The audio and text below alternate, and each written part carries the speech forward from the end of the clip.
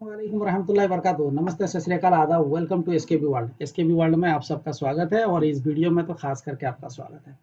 उम्मीद करता हूं कि आप सब खैरियत से होंगे और मैं अल्हम्दुलिल्लाह ठीक हूं। सो इस बैकग्राउंड को देख के तो आप समझ गए होंगे कि इसमें कौन सा वीडियो बनने वाला है। पर इस वीडियो को जाने से पहले मैं बता देता हूं कि इस वीडियो में हम सीखेंगे कि एचपी की जो डीएमआई डेटा होती है, जैसे कंज्यूमर मॉडल की होती है, कैसे हम उसको रिस्टोर कर पाएंगे।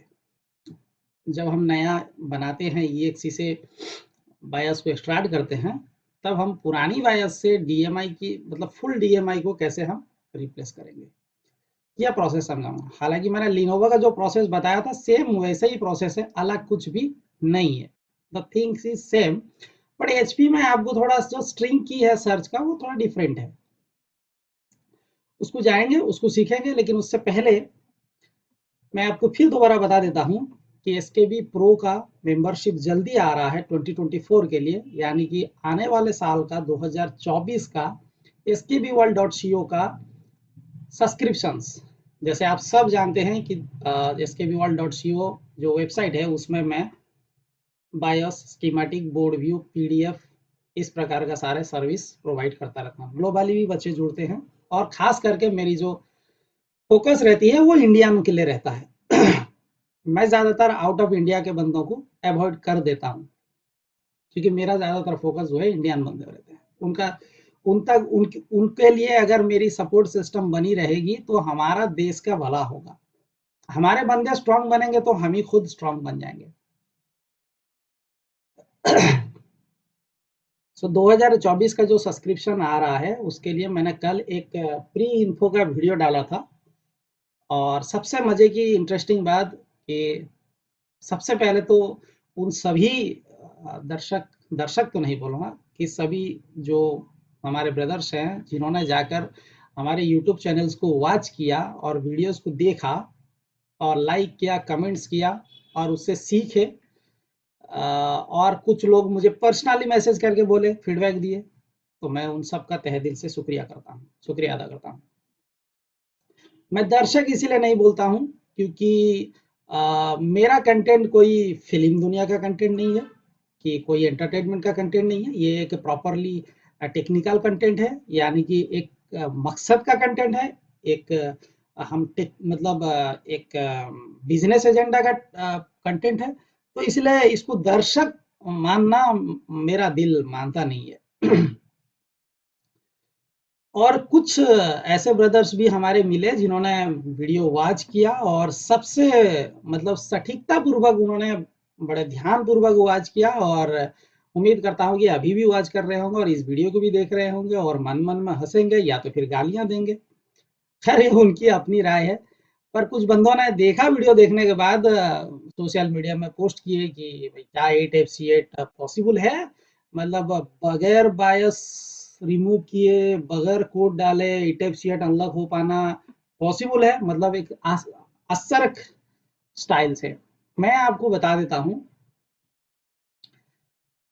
आज से ठीक अगर 5 साल पहले आप चले जाए, जब लिनोवो का पासवर्ड लॉक्ड होकर आता था, लिनोवो का सुपरवाइजर पासवर्ड, तब भी किसी को इस बात का यकीन नहीं था कि हाँ भाई ये मतलब बिना आईओ प्रोग्राम किए भी पासवर्ड हटाया जा सकता है। समय आया, टेक्नोलॉजी बदला और फिर आज के डेट में आपके पास में उसका रिजल्ट है।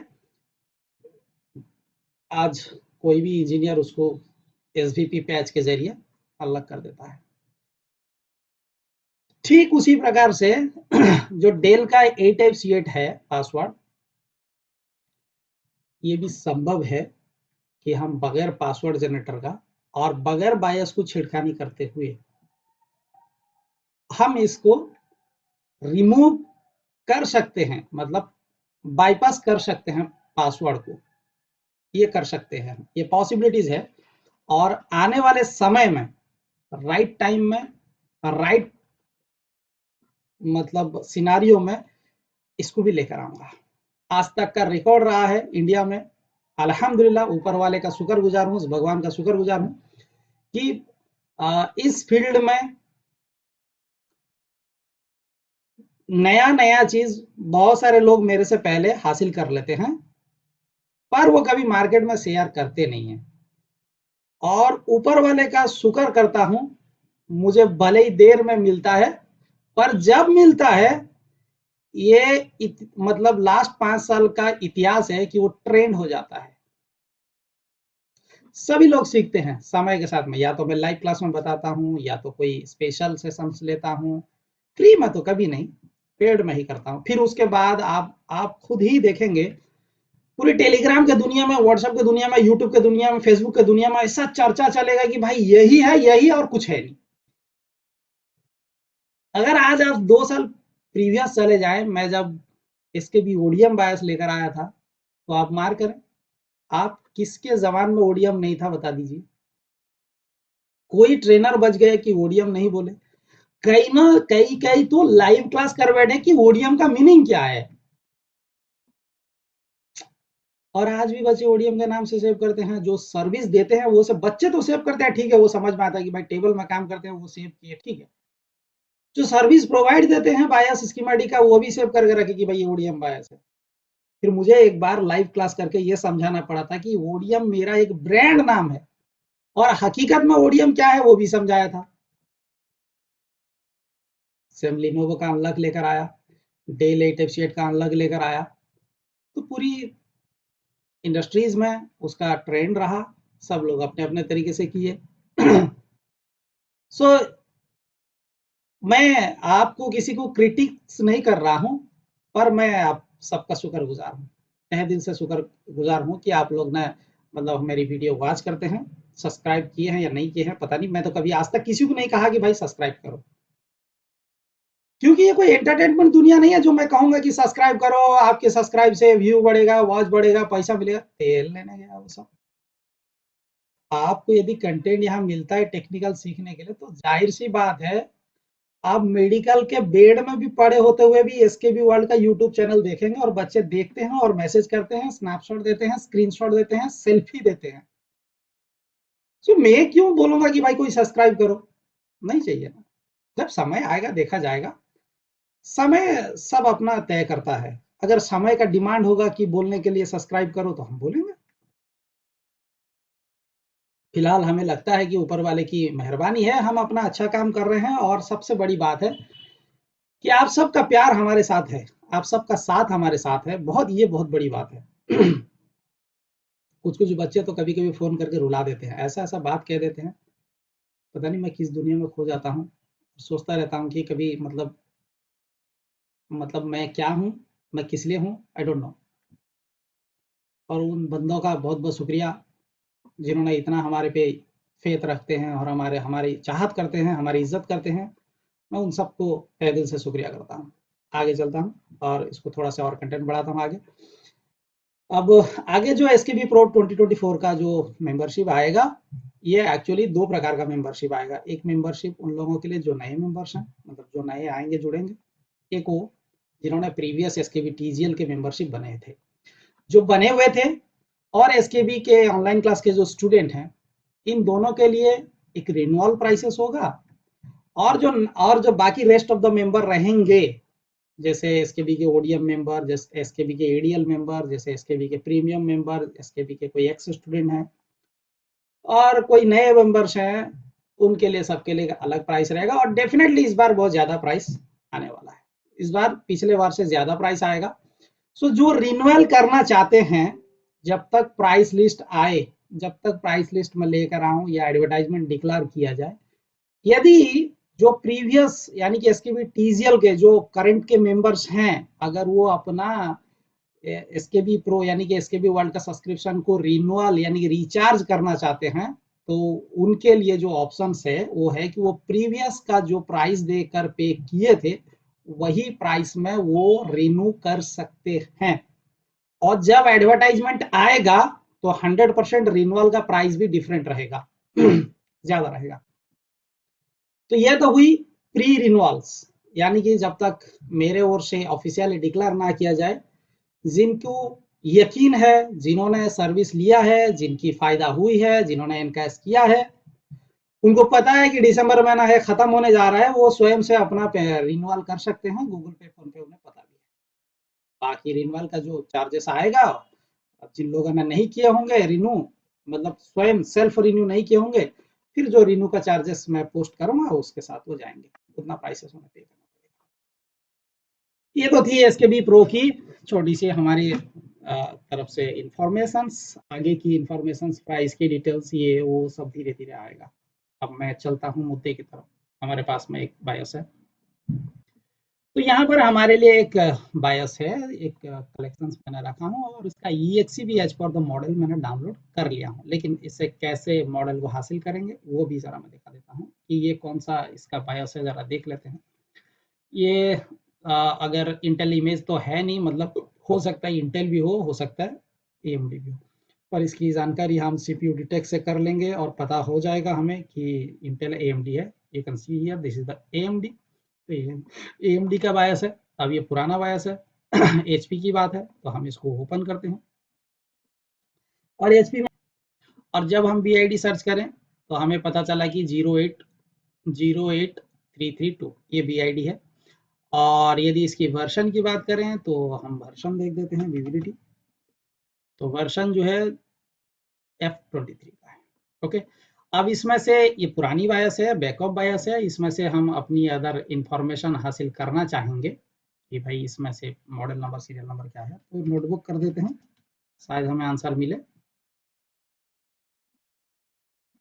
तो यहाँ पे देखिए नोटबुक, हाँ नोटबुक में जो है ये आपका सीरियल नंबर और ये आपका प्रोडक्ट नंबर और ये आपका हो गया मॉडल नंबर, ये हो गया आपका मॉडल नंबर। तो इस प्रकार से आप सीरियल, मॉडल, प्रोडक्ट ये सब हासिल कर सकते हैं और उसके अकॉर्डिंग आप EXE को डाउनलोड कर लें, जैसे मैंने प्रीवियसली डाउनलोड करके रखा हूँ। तो अब हमारा काम होता है कि इसको एक्सट्रैक्ट करें।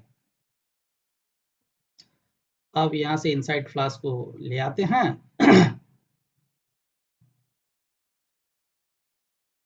क्लोज करते हैं और इसे फिर रन करते हैं। यस किए,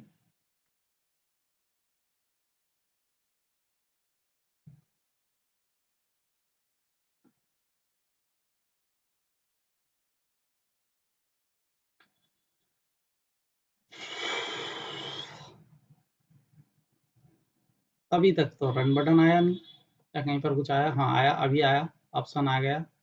तो इसको हम यहाँ से मिनिमाइज कर लेते हैं और नेक्स्ट करते हैं और ये कॉपी वाला ऑप्शन पे क्लिक करके नेक्स्ट कर देते हैं। और यहाँ पे हम मतलब एक काम करेंगे कि डॉक्यूमेंट्स ही ऐसे ही रख के नेक्स्ट कर देते हैं, अपने आप ओपन हो जाएगा। ये हटाकर डॉक्यूमेंट कर देते हैं। तो यहाँ पे डॉक्यूमेंट करके एक आया, यहाँ पे 2 आ गया। इन दोनों को ऐसे कॉपी कर लेते हैं, क्लोज करते हैं, फिनिश करते हैं और अपने फ़ोल्डर पे पेस्ट कर देते हैं।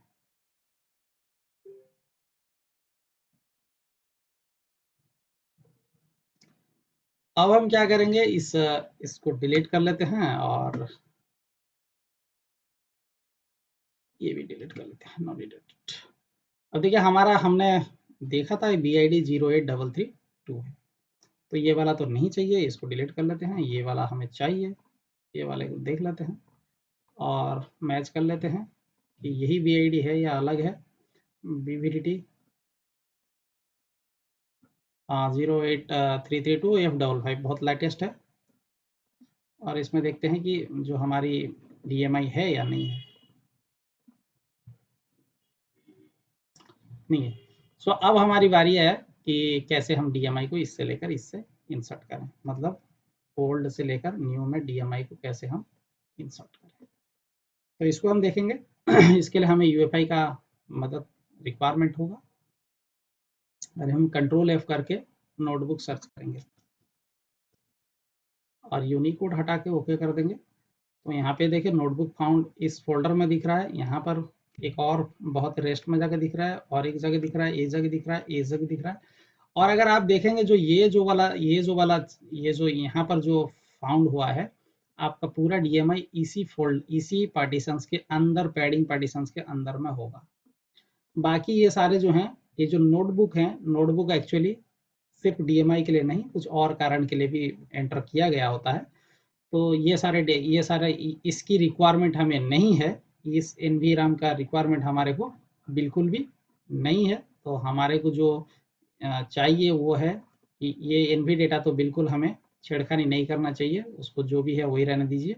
और ये वाला जो फर्स्ट हेडर में जिसको मिला है नोटबुक का डेटा, या तो आप सीरियल नंबर सर्च कर लेंगे तो और भी बेहतर होगा, क्योंकि नोटबुक से आप हमें ये मिल रहा है, आप सीरियल नंबर ढूंढेंगे तो सिर्फ यही पैटिशन मिलेगा, कोई दूसरा पैटिशन मिलेगा नहीं।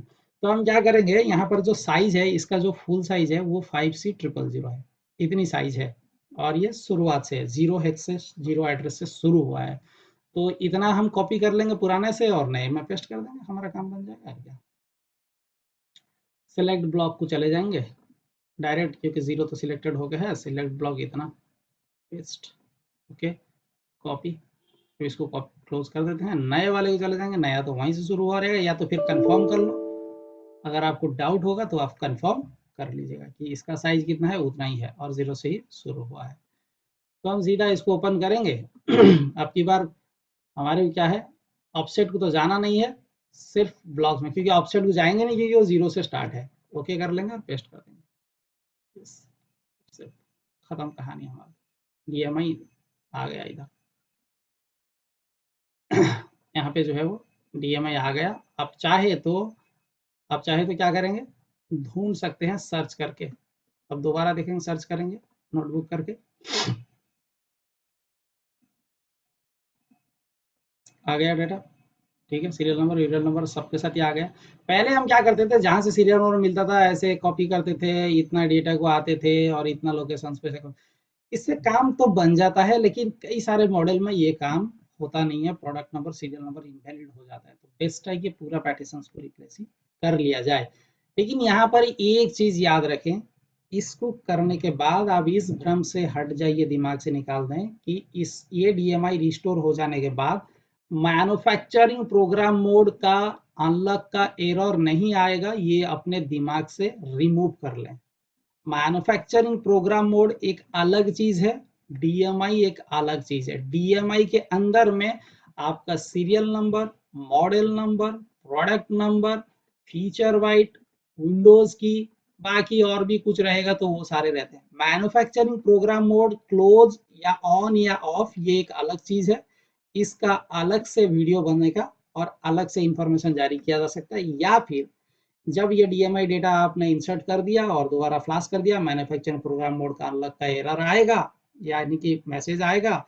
आप मैन्युफैक्चरिंग प्रोग्राम मोड के लिए HP DMI का, HP NVDMI FIT का जो टूल्स है उसको जाकर रन करके वहां पर आप क्लोज कर सकते हैं। उसके लिए यूट्यूब में भर भर के वीडियो पड़ा हुआ है। आप सिर्फ HP NPM अनलॉकर करके सर्च मारेंगे तो आपको 100 से ज्यादा वीडियो मिलेंगे, और उसमें से वॉच करो। और टूल्स फ्री में भी है, गाइडलाइंस भी पूरा पड़ा हुआ है, आप लॉक कर देंगे, आप लॉक कर लेंगे।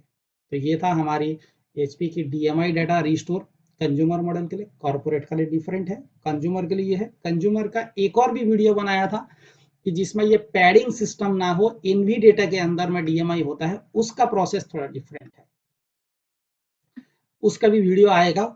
और उसकी भी वीडियो बनाकर मैं इसके भी प्रो मेंबर्स के लिए उसको फ्री दूंगा। और इस वीडियो को वॉच करने के बाद यदि आपकी ज्ञान में इजाफा हुआ हो तो ही आप हमारे लिए दुआएं करें। और फिर जाते जाते दोबारा कह जाता हूं, यदि हमारी वीडियो से किसी के मन को आघात हुआ हो तो हमें फिर दोबारा कृपया करके क्षमा करें, जरूर करेंगे। तब तक अपना और अपनों के लिए ख्याल रखें, खास करके अपनों के लिए ख्याल रखें, क्योंकि दुनिया में ऊपर वाला आपको बनाया है कि आप अपनों के लिए ख्याल रखें। खास करके आप कमाई करने के लिए आप इस फील्ड में लड़ रहे हैं, आप अपनी इनकम इनकैश कर रहे हैं, इसके लिए आप अपने लिए कर रहे हैं और अपनों के लिए कर रहे हैं, किसी गैर के लिए तो नहीं कर रहे हैं भाई। तो जिनके लिए कमाई करने की कोशिश कर रहे हैं, जिन परिवार वर्ग को, जिन फैमिली वर्ग को, जिन लवर्स को, जिन लव वंस को, जिन बच्चों के लिए, जिन माता पिताओं के लिए, जिन भाई बहन के लिए, जिस दुनिया को चलाने के लिए, और जिनका कोई है नहीं, वो खुद अपने सेल्फ के लिए, तो फिर आप अपना और उन लोगों का ख्याल रखने की कोशिश करें। बाकी ऊपर वाला इंशाल्लाह मदद करेगा। अल्लाह अस्सलाम व रहमतुल्लाहि व बरकातहू। बाय बाय, मिलेंगे किसी दूसरे वीडियो में।